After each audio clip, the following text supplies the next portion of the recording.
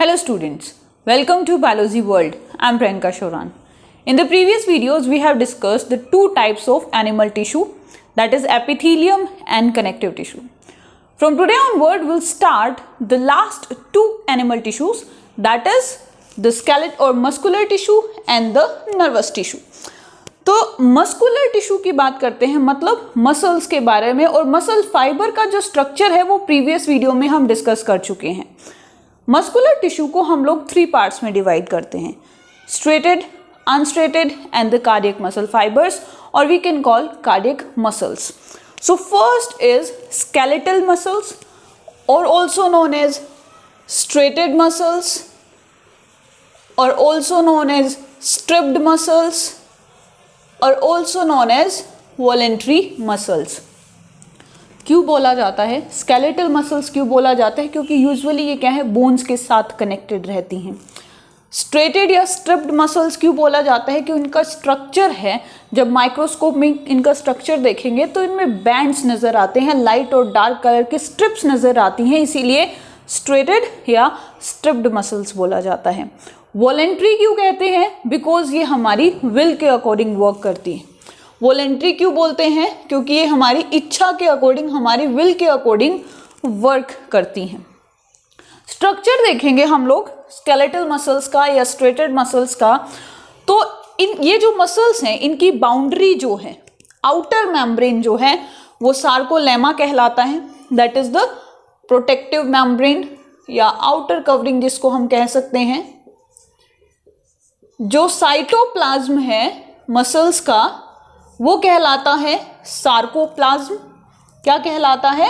Sarcoplasm. Nucleus present है, these are the न्यूक्लियाइज, और बहुत सारे न्यूक्लियस प्रेजेंट है, मतलब मल्टी न्यूक्लिएटेड स्ट्रक्चर है. और अगर मल्टी न्यूक्लिएटेड स्ट्रक्चर है तो इसके लिए एक टर्म यूज करते हैं, दैट इज सिंक्शियल. क्या बोलते हैं? सिंक्शियल, मतलब मल्टी न्यूक्लिएटेड, बहुत सारे न्यूक्लियस इसके अंदर प्रेजेंट रहते हैं. इंडोप्लाज्मिक रेटिकुलम जो है वो सार्कोप्लाज्मिक रेटिकुलम कहलाता है. Sarcoplasmic reticulum. इस स्ट्रक्चर में आपको बैंड्स नजर आएंगे, लाइट बैंड और डार्क बैंड, इसीलिए इन मसल्स को स्ट्रिप्ड मसल्स भी कहते हैं. ये बैंड्स क्या है? एक्चुअली इस मसल के साइटोप्लाज्म में, मतलब सार्कोप्लाज्म में कुछ मायोफाइब्रिल्स या मायोफिलामेंट्स प्रेजेंट रहते हैं, और इन मायोफिलामेंट्स की थिकनेस या फिर कुछ ऐसे थिक होते हैं, थिन होते हैं, मतलब डार्क और लाइट कलर की अपीयरेंस के कारण ये स्ट्रिप्ड मसल्स कहलाती हैं. मतलब स्पेशल कुछ ऐसे फिलामेंट्स होते हैं जिनको मायोफिलामेंट्स या मायोफाइब्रिल्स कहते हैं, और इन्हीं के कारण ये कैसे नजर आते हैं? स्ट्रेटेड या स्ट्रिप्ड मसल्स. कैसे होते हैं ये मायोफाइब्रिल्स? 2 तरह के हैं, एक थिक मायोफाइब्रिल है और एक थिन मायोफाइब्रिल है. जो थिक मायोफाइब्रिल है वो बना हुआ है मायोसिन से. The filament is known as myosin, while the thin is actin. तो स्पेशली 2 तरह के फिलामेंट्स प्रेजेंट रहते हैं, that is myosin and actin. ये जो मायोसिन है ये डार्क बैंड फॉर्म करता है, और इन डार्क बैंड्स को हम लोग क्या कहते हैं? ए बैंड भी कहते हैं, दैट इज एनआइसोट्रोपिक बैंड्स. एनआइसोट्रोपिक बैंड्स या फिर ए बैंड भी कहा जाता है. जो थिन फिलामेंट्स हैं वो किससे बनी, वो क्या है? दे आर एक्टिन, और ये जो एक्टिन है ये लाइट बैंड बनाते हैं, और इन लाइट बैंड्स को हम लोग आई बैंड भी कहते हैं, दैट इज आइसोट्रोपिक बैंड्स. जो ये आपको नजर आ रहा है, these are the light bands, these are the dark bands. Dark band को ए बैंड कहते हैं और लाइट को आई बैंड कहते हैं. और इन्हीं फाइब्रिल्स की हेल्प से हमारी जो मसल्स हैं वो कॉन्ट्रैक्ट और रिलैक्स रहती हैं. मतलब अगर हम इनका स्ट्रक्चर देखें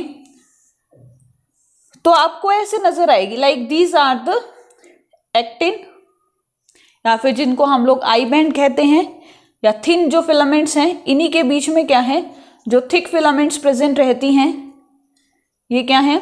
थिक फिलामेंट्स हैं. अब ये जो थिन फिलामेंट्स हो गए, तो ये जो एरिया है मतलब एक कंप्लीट ए बैंड और हाफ आई बैंड, ये देखो यहां पे मैंने एक लाइन ड्रॉ कर दी, एक यहां लाइन ड्रॉ कर दी, and these are the thick filaments. Actually ये सारा जो आप लोकोमोशन और मूवमेंट पढ़ोगे उसमें बहुत अच्छे से डिटेल में ये जो स्ट्रक्चर है, जो यूनिट है, इसके बारे में हम डिस्कस करेंगे। मसल्स कॉन्ट्रैक्ट कैसे होती हैं, रिलैक्स कैसे होती हैं, थ्योरी कौन सी है इससे रिलेटेड, ये सारा हम लोग डिस्कस करेंगे।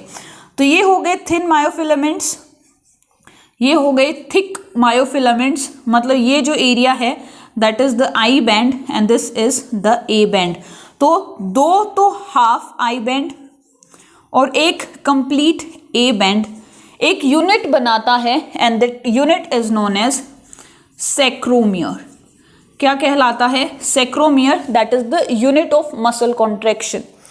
ये जो बैंड्स हैं ये आपस में ये क्लोज हो जाएंगे, एक दूसरे के पास आ जाएंगे, जिससे क्या है मसल्स कॉन्ट्रैक्ट हो जाएंगी, और जब ये दूर हो जाएंगे तो मसल्स रिलैक्स हो जाएंगी। और ये जो थ्योरी है मसल्स की या मायोसिन और एक्टिन के कॉन्ट्रैक्ट होने की, रिलैक्स होने की, वो कहलाती है स्लाइडिंग फिलामेंट थ्योरी। डिटेल में पढ़ेंगे हम लोग लोकोमोशन और मूवमेंट वाले चैप्टर में, ह्यूमन फिजियोलॉजी में।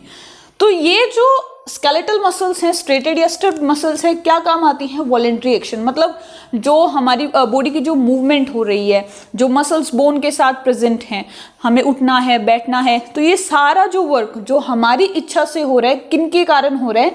स्केलेटल मसल्स के कारण। उसी के साथ दूसरी तरह की मसल्स आती हैं जो हमारी विल के अकॉर्डिंग वर्क नहीं करती हैं, and they are known as smooth muscles. क्या बोलते हैं इनको? Smooth muscles. Striated muscles cylindrical structure इनका होता है। स्ट्रेटेड का जो स्ट्रक्चर है वो कैसा होता है? सिलेंड्रिकल होता है, वाइल जो स्मूथ मसल्स हैं वो स्पिंडल शेप होती हैं। कैसी शेप होगी इनमें? Spindle shape.